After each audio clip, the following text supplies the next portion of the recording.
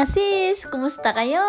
I'm back! Nakapagpahinga na nga kami ng mga siguro 2 oras. Then ito na, nakaligo na kami at nakabihis. Tapos ito na nga, nasa labas na kami kaagad. Syempre, ayaw talaga naming sayangin ang mga araw namin dito kasi 3 araw lang kami dito. Pero bago kami gumala, kakain muna kami. Nandito pala ulit kami sa kinainan namin kaninang umaga. Ito kasi yung pinakamalapit na kainan sa hotel namin. Katulad kaninang umaga, magkaiba na naman kami ng gusto ni Sak. Kaya naman, kanya-kanyang order na naman kami. Andun dyan sa kabilang side. At andito na naman ako sa kabilang side. Side by side, ganun.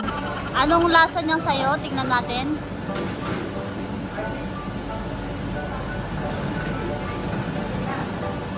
Tagal ah.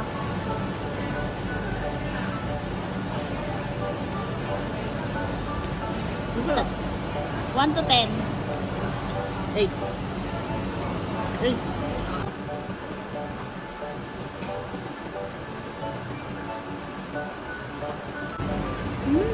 Sarap. Lasa.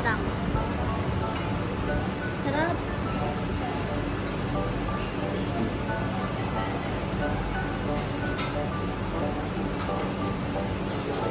Lasa. Sarap. 10. Parang lahat sa'yo 10. Masarap talaga. Grabe guys, sobrang sarap nitong noodles nila na to. Nagustuhan ko siya. Sobrang malasa siya. Kaya nire-rate ko siya ng 10.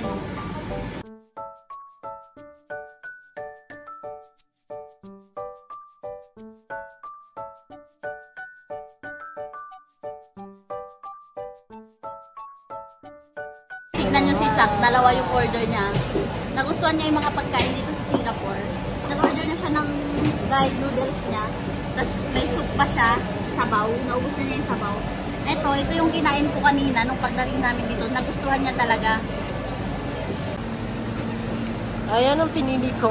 Number 15. Avocado milkshake. Si Madam strawberry banana juice. Number 2. Ang sarap. Ano masasabi mo, bakit pinagpapawisan ka? Pinagpawisan sa kinain mo? Ito, ubus ko yung noodles. Ang sarap.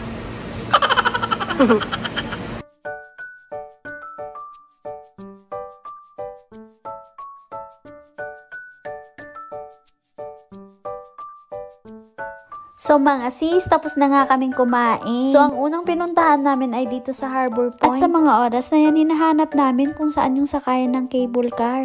Cable car, sasakay po kami dito. Ayan o.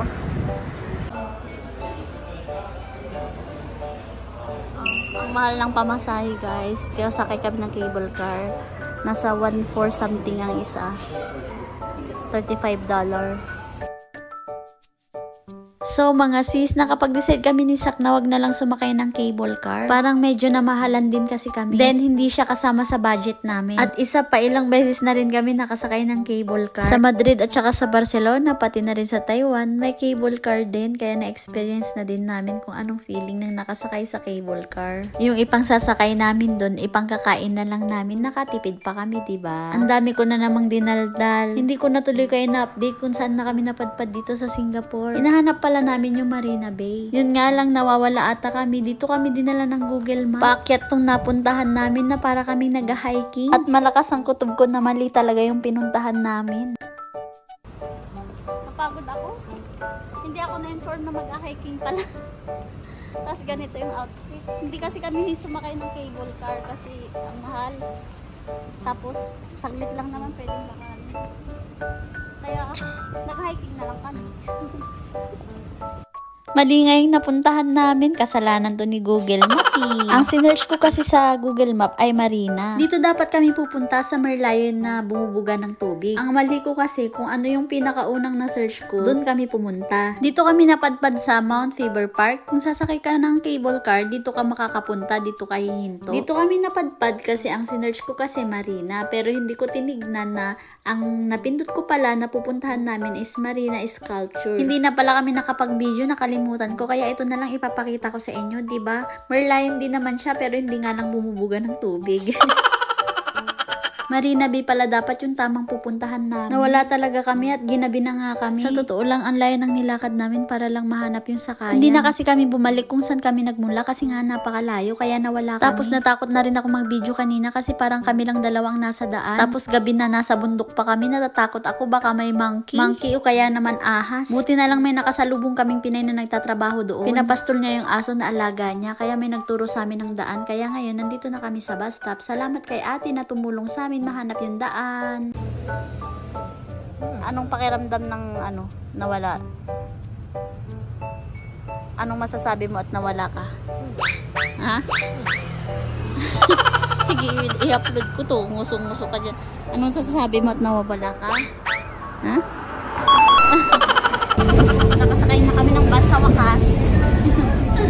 Subukan naming hanapin yung Marina Bay na dapat pupuntahan namin kanina pa. Alas 7 na ng gabi ng mga oras na yan. Pero okay lang kasi malapit lang naman yung hotel namin sa lahat ng pasyalan. Kaya may oras pa kaming mamasyal kahit gabihin pa kami, okay lang. At alam nyo ba mga sis, napakasaya namin kasi saktong-sakto yung dating namin. May fireworks kaya nagtatakbo kami ng mga oras na yan kasi nagulat kami ni Sa. Akala namin ano yung maingay na pumuputok. Pagtingin namin fireworks pala tas maraming tao kaya happy kami.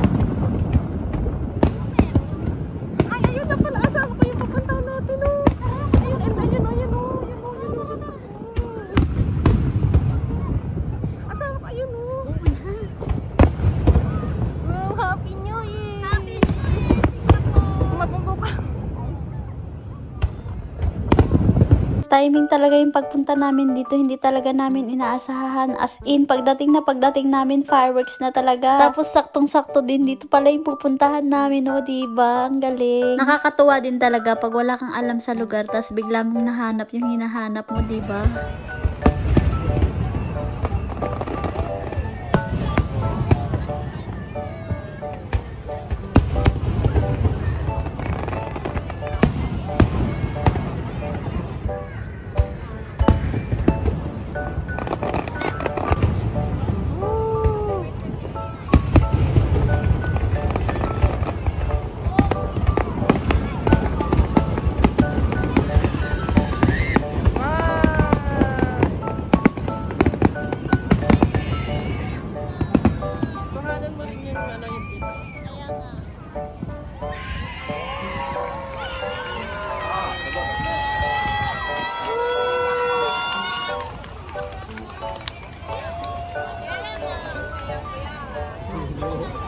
Amigas, tignan nyo, nandito kami sa downtown Singapore. Ayan yung Marina Bay. Tignan ang ganda. Nyo kung gano'ng karaming turista from doon hanggang dito. Ano, parang nandang, tignan nyo. Tignan mo, ipakita mo yung mga... Dami. Grabe.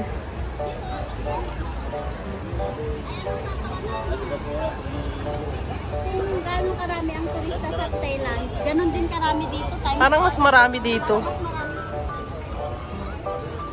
Napakaganda po ng Singapore, promise. Ang ganda-ganda ng Singapore. Napakaganda din ng ambience. Wow, ang ganda ng Singapore.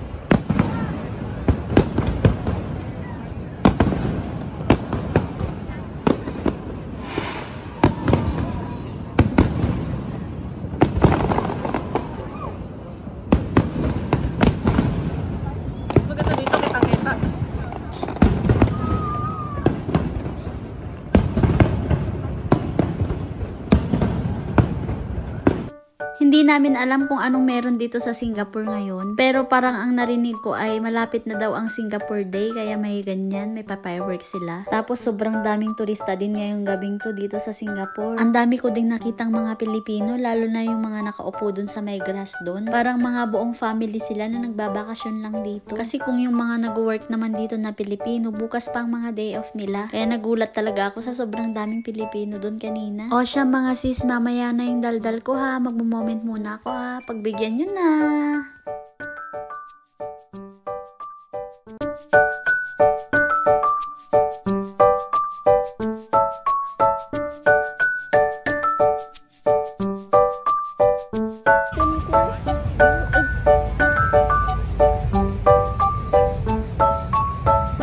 Tignan nyo naman mga sis, napakaganda ng Singapore, na-amaze talaga ako. Napakalinis at napakaganda talaga ng Singapore, sobra. Feeling ko tuloy parang wala ako sa Asia, para din akong nasa Europe nito kasi ganito din kaganda. Kung tatanungin ba ako kung babalik pa ba ako ng Singapore o hindi, yes na yes, kasi napakaganda, hindi ka magsasawa. Kaya mga sis, tignan nyo na lang muna yung view, ipapakita ko sa inyo lahat.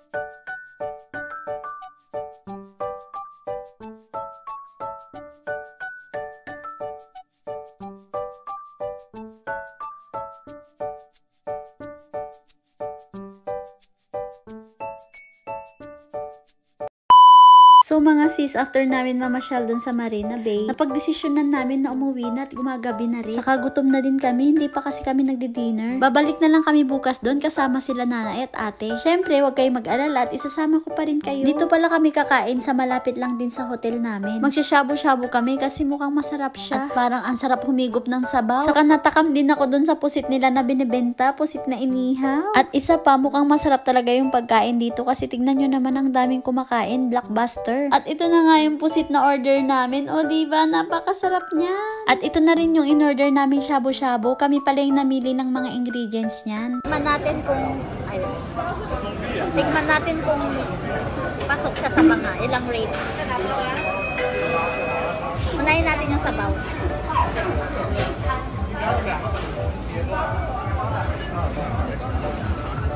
Sarap.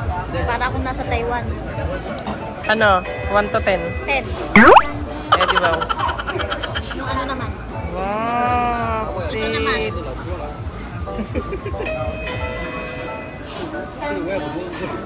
10 talaga. Ito naman. Mamaya na yan. Ito na, mabilis lang. Para isa lang. Tumalasik sa akin, ha? Kagatin mo na lang kayo. Ito na lang.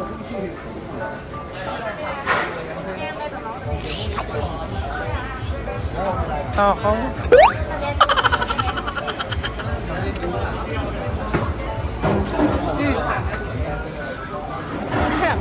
Pero, wait lang.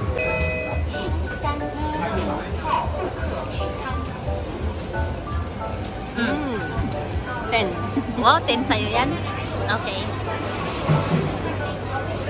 Nasarapan ka, mamaya na, noodles naman. Yan, si makalat. Sarap. Sabaw.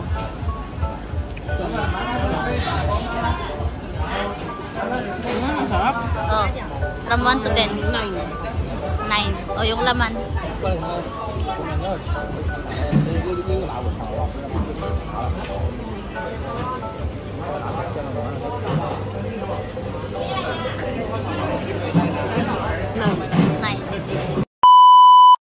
Pauwi na kami mga amigas. Yan pala yung hotel namin. Hotel Chinatown 81. Ayan o. Harap lang siya ng Chinatown Point. Tapos, tapat lang siya ng People's Park. Diyan yung People's Park. And then, sa loob niyang, ay, doon sa gilid ng Chinatown Point, andyan ang MRT. So, malapit siya sa lahat. Kung mag-hotel kayo, maganda. Yun nga lang, medyo pricey siya. Pero, mas mura siya kasi compare mo sa mga talagang mamahalin. Kung itong Hotel 81, pasok lang sa budget to. Ito yung Chinatown. Ayan ang Chinatown. Ayan mo dyan, maglalakad ka dyan. And then, from dito sa Hotel 81, pwede mo ring lakarin yung sa Marina Bay. Siguro from dito to Marina Bay, maglalakad ka lang ng 18 minutes walk. So, kung pupunta kayo dito sa SG, ayan, dito ang magandang hotel. So, magkakalapit lang talaga sila. Ayan yung People's Park. Ayan, People's Park Center. Ayan yung China Point. Diyan yung MRT sa loob niyan. And then, ito yung hotel namin. O, diba? Pasok na.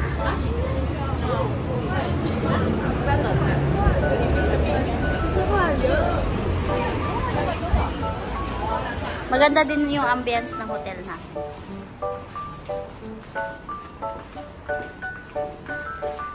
May sariling elevator.